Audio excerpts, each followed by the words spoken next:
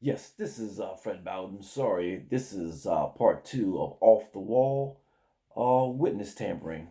Um, at this time, we're going to give it back to Eshet Austin so he can continue with his Presentation. presentation.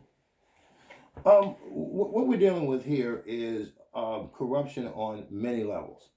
As I was using the first of the several documents I'm going to brief today, which was the one filed on the 31st of 2019, the Senate Judiciary Committee for a calendar year obstructed my rights to be heard. But they didn't, and that's the First Amendment right to be heard. But the media has been knowledgeable about this. This is a situation where the media has been fully aware of what's been going on, but they're not telling you because they don't want you to know. But what we have here is a circumstance that is a violation of federal law by the federal law of the Senate Judiciary Committee. And so part of it was of this is has been going on for over 10 years, and clear in terms of the involvement of Chris Coons. See, part of this has to do with circumstantial relationships. The relationship between Dianne Feinstein and Christine Ford and the Cass Law Firm to be heard, and the dynamics of here in Delaware with a racist, a pro-homosexual Senator Coons, who will not help a black person. He'll help a homosexual, but he won't help a black person. That's Chris Coons. That's why he was sued and defaulted several years ago. But the government wouldn't hold him accountable. That's why he's named as a principal in this lawsuit. Chris Coons' name is a principal in this lawsuit. And part of the situation here is to hide and protect dirty senators. Because Republicans and Democratic senators work together to victimize Brett Kavanaugh. How do we know this? Well, we know this because the same weaponization was done to stop me from being heard. So if their authority through Senator Graham, Grassley, and Feinstein can stop someone from being heard, then they're the reason why someone else is heard. They're the reason why someone else is heard. And so that's what we have. We have a double-edged sword that cuts both ways. It cuts for the benefit of white people, and it cuts black people's rights all the shreds. That's what we have here in this double-sided system. But let me read you something that I'm gonna put out here because it's in the possession of the Senate Judiciary Committee as of December 31, 2019. I'm gonna share it with you because this is what I wrote. This is paragraph number 6. Well, what I'm gonna do is I'm gonna read paragraph number 5 and number 6 because this is American history for you, so I can give you some history for you. And so yeah. Paragraph number 5 and number 6. And I'm going to read that to you. Because this is a matter of record. This is filed in the Senate Judiciary Committee. It's also filed in multiple other litigation. Because what I do is I use a multi-heading filing. I'll use the same document text and I'll file it in the Senate Judiciary Committee, the Stark lawsuit, surrounding lawsuit. They're all getting the same material. Different notaries, the whole 9 yards. Just so I can mess with you people. Okay. So here we go with paragraph number 5. The Senate Judiciary Committee is consistent with what I have said in writing for over 10 years. It is irrelevant under the provision, application, and operation of the First Amendment that nor shall any state nor Congress deny to any person within its jurisdiction the equal protection of laws, Senator Cruz. For example, Congress shall make no law respecting an establishment of religion or prohibiting the free exercise thereof or abridging the freedom of speech or press.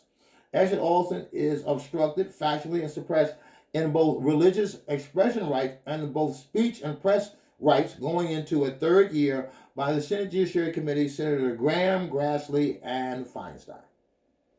Because both the fake Democrat media, let me repeat that, because the fake Democrat media and the Senate Judiciary Committee have the same 10-year-old delay and deny, misinform the public scheme and goal of unconstitutionally silencing Alston's rights of both freedom of press and freedom of speech. And now we're going into 2020. And this is paragraph number 6. By violating Alston's constitutional rights include the right of freedom of press and speech to be heard. because the fake news media has known about Alston v. Verizon and Alston versus Coons for several years, yet not a word has been reported on either, and have been fully aware of Alston's religious background since the writing of the publication of the book, a book on biblical prophecy, The Lamb's Book of Life, which was written 10 years ago, published in 10 years ago. For the record, copies of the book were simultaneously mailed, get this, because I found the documentation both in the audio tape and the mailing receipts, to Fox News, NBC, HLN, Harpo, which is Oprah's people, BET, and CNN. I can prove I mailed it to all those places 10 years ago. The book that I just showed you. The one that they act like they don't have. Yeah. That they all do have. As a matter of Esther Alston's right to the free exercise of practice of my Christian religion, and assert that the Holy Bible, a sound, unchangeable, permanent, true doctrine, irrevocably, irrefutably condemns homosexuality as unnatural and perversion against God and Christ's unchanging teaching forever, because there is one supreme, omniscient, omnipresent, and omnipotent, almighty, unchanging Father God. And I reference that to one of the presidential candidates, Pete Buttigieg. He's going around the country and asserting that him and his husband are the new prophets. Did you know that? Yeah. Him and his husband. And him and his husband are the new prophets who are asserting, what are they asserting? I mean, what the hell is he asserting? Is he asserting that God has changed? Is he asserting that God has a new doctrine? God forbid. So I'm just here to let the public know why it is that when he is polled, and they've been doing polls on him now for several months now, he's rating less than 1% in the black community, because black people ain't buying him or his husband as prophets. I just wanted to get that out there because it really annoys me when I see the media, the fake news, as President Trump calls them, perpetrating a fraud on God. Because God ain't elect no homosexual prophets. Excuse me. And that's why the Senate Judiciary Committee don't want me up there as in a hearing, because they know it's not going to be nice. First of all, let me explain. The Democrats are crazy. Sanctuary cities, homosexual, transgender, all this crazy stuff, they're crazy. But the Republicans are racist. And a black man shouldn't have to make a choice between crazy people and racists, because that's where we're at. I would advise most people at this point to just stay home, except that I have a candidate I voted for last time. And let me also address that all these documents have been mailed to 1600 Pennsylvania Avenue, the White House. Three branches of government: legislative, judicial, or the judiciary, and the executive branch, when I'm suing the other two. Mm-hmm. So who's left? Kellyanne Conway. Who's left? I also argued on a glass ceiling, that I'm facing a glass ceiling, that as a legal professional, I can't blow the whistle on my profession. Fred, as a legal professional, I can't blow the whistle on my profession. They won't let me, but they let a white woman do it with nothing. I have two witnesses. She had nothing. I can't blow the whistle on my legal profession as a legal professional with 13 years business license. What do you think of that? Does that sound fair to you? Mm-mm. Nope. So that's essentially where we're at. Now, I also filed this document here on January the 16th of 2020. And in the document of January 16th of 2020, I made a legal demand to be heard again to the Senate Judiciary Committee. See, they have all these documents. They have all these documents. And I said then of a whistleblower witness, that right, big point right there, whistleblower. Okay, well, and I charged the Senate Judiciary Committee with dereliction of duty and culpable negligent dereliction of duty as that. See, this is what this is. For a calendar year, the black man with witnesses and evidence and documents and summonses and charges is not heard. But the white woman who had nothing at all except Caucasian privilege is heard. She's heard as a result of the cooperation and the collusion of Senator Lindsey Graham, Dianne Feinstein, and the rest of the Senate Judiciary Committee. who are all racist because they won't help a black man. But they'll give a white woman status and standing that she didn't earn and did not deserve.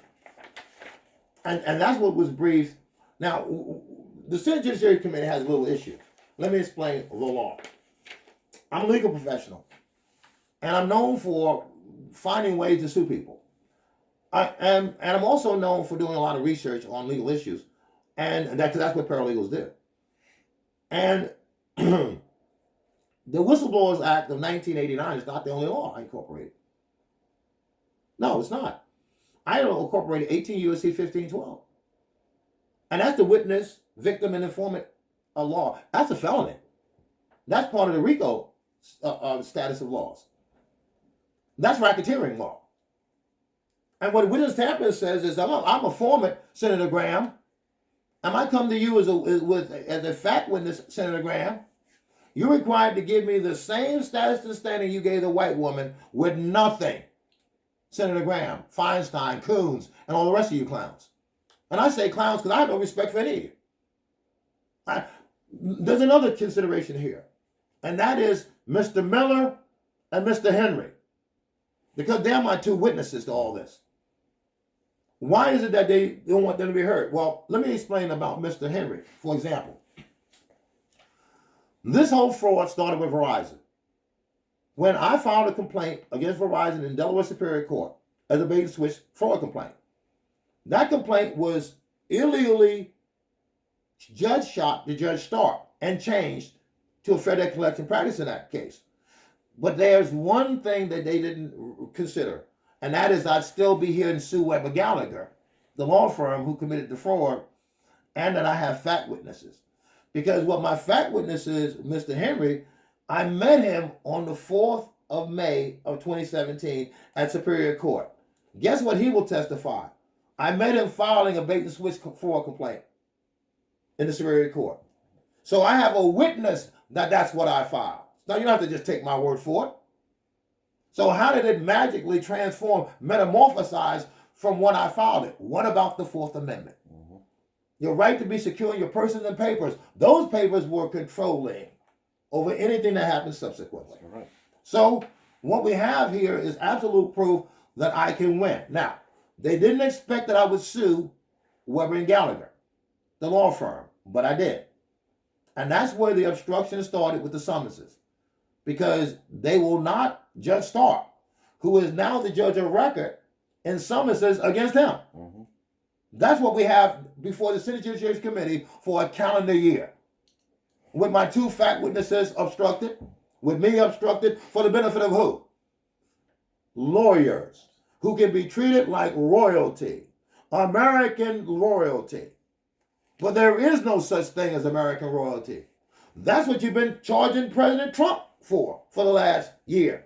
Mm-hmm. Well, if that's the standard, then the Senate Judiciary Committee is violating its own standard, because you're treating me as if I'm not a human being, not a citizen, and you're treating these lawyers, Christine Ford's lawyers, who came in and committed fraud, you're committing them or treating them as though they are legal royalty. That's why Christine Ford doesn't have to have anything. She has legal royalty assisting her. Yep. But there is no American royalty under the Constitution, the law of the land. And under the law of the land, no one is below the law. Everybody says no one is above the law. I say no one is below the law. Because I'm treated as though I'm below the law. And we're supposed to have the same rights. The Constitution says we have the same rights. That's correct. So this is the document that was filed on the 23rd of 2020, January, about a week ago. Matter of fact, a week and a day ago. And this is the one where I'm calling out Senator Lindsey Graham. He's a liar. He's proven to be one. He's a racist. I'm not being heard because of my race, but he's also a hypocrite. And let me give you the basis for this. I'm going to read this to you. Because of the literal presence of District Court Judge Stark in nearly all of Eshet Alston's District Court filings filed over the past 4 years, in Alston versus Verizon perfected Weber Gallagher fraud of 2017 and Fair Debt Collection Practices Act fraud, executed in collaboration and collusion with subsequent racist co-conspirator, corrupt District Court Judge Starr. But first, a point of reference to the U.S. Senate Judiciary Committee and to the impeachment hearing of President Donald J. Trump, speaking with Gerald Nadler at 1:50 p.m. on 1/23/2020, therein quoting Senator Graham in his own words, in own relevant words, recorded on video several years ago, where Senator Graham gave as his answer to what constitutes a high crime said, a high crime is when a person of power and authority hurts someone lower than them. Well, that's what you've been doing for a year to me.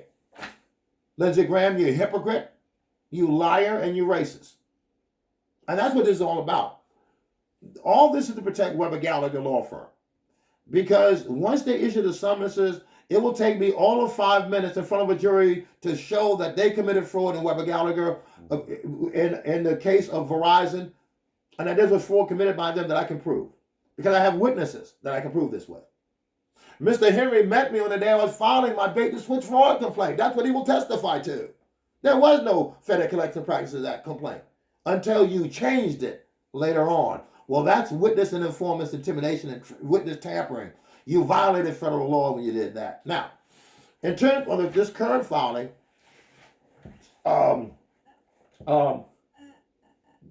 Judge Stark is being protected. Why? Because of the Weber Gallagher lawyers who's being protected. Why? Because the lawyers that Feinstein had was being protected. But even Michael Avenatti, who's currently in jail, is being protected by you people. See, this goes back to Laura Ingraham. Laura Ingraham, on her show, The Ingraham Angle, said that you people, Grassley, Graham, and Feinstein, you three said that you were going to have a hearing. You three said that you were going to have an investigation of how this thing happened with Brett Kavanaugh. And you lied. What happened subsequently was either Laura Ingraham knew about it and lied, I don't know, or she didn't know. But she said no one has filed documents referencing this citation of this president with Christine Blasey Ford. Well, that wasn't true.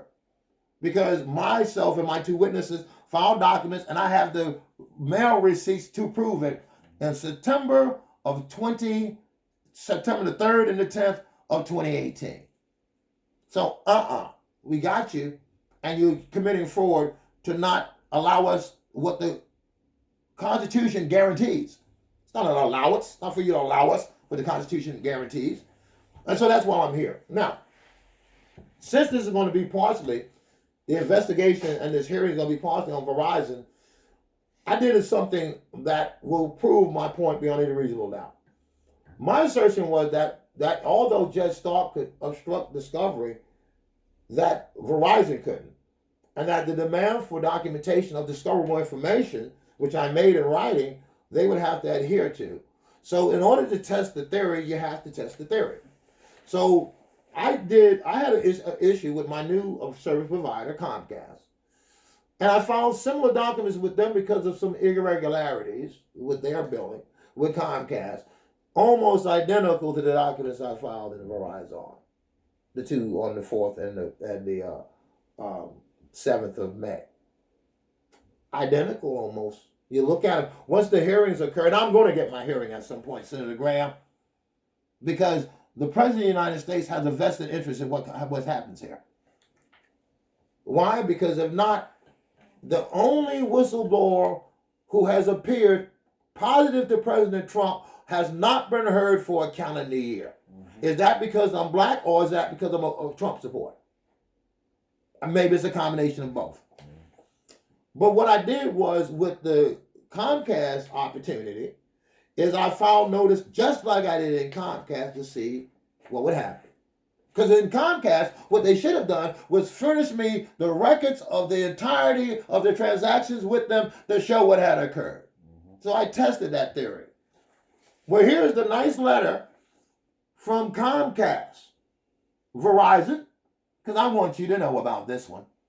Here's a nice letter from Comcast, your major competitor. I'm currently one of their customers. Really nice letter they wrote me. I really like it.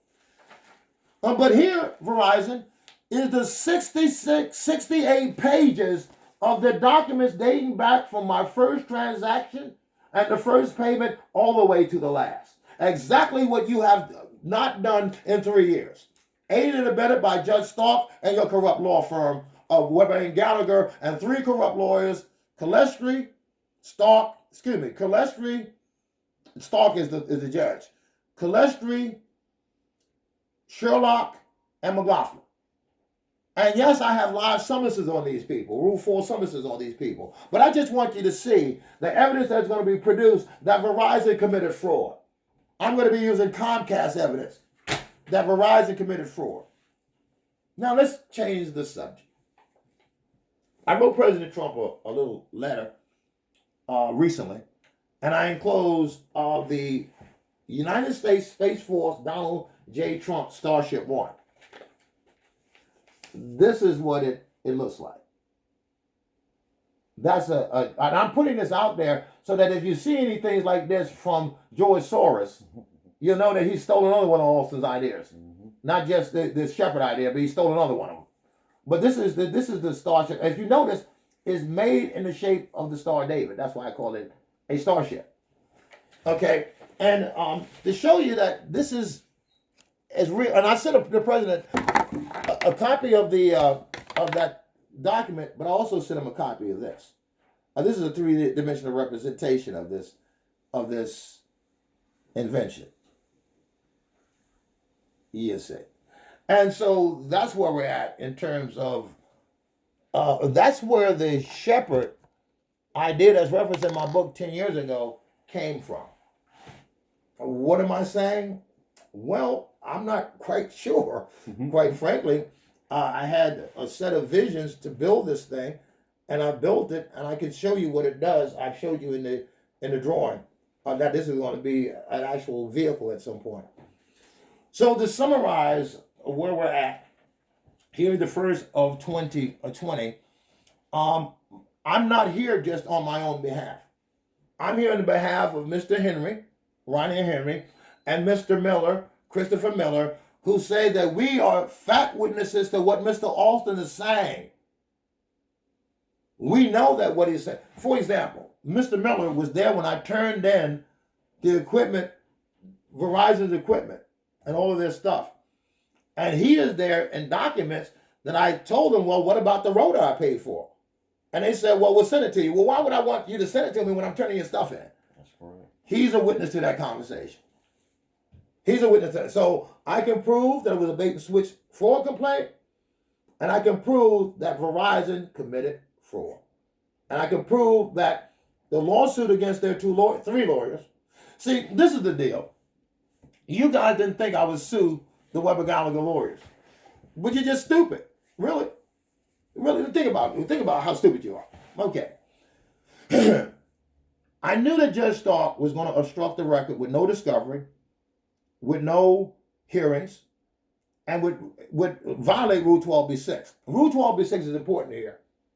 You legal heads understand what I'm talking about with Rule 12b-6, which says the fact and emphasis drawn therefrom must be viewed in a light favorable to the non-moving party. That's also considered with Bell Atlantic versus Tomei case law standard. So what am I saying? Must is the instruction to the judge. So Judge Stark was required to see a bait and switch fraud complaint, even if he didn't want to see it, because the law required him to. The introduction of the Fair Debt Collection Practices didn't come from me. It came from my adversaries. The antecedent origins was Superior Court. And the antecedent origin that's documented by Ronnie Henry when he met me on the 4th was a bait and switch fraud complaint in the Superior Court. That's going to stand. So what do we know? What do we have? We have a situation where the record in Verizon was controlled by Judge Stark. Well, that's true to a certain extent. But in that litigation involving Judge Stark, I produced between 800 and 1,400 pages of documents. Demands for discovery, demand for audits, they're part of the record. And guess what they are? You dumb lawyers. They're uncontested.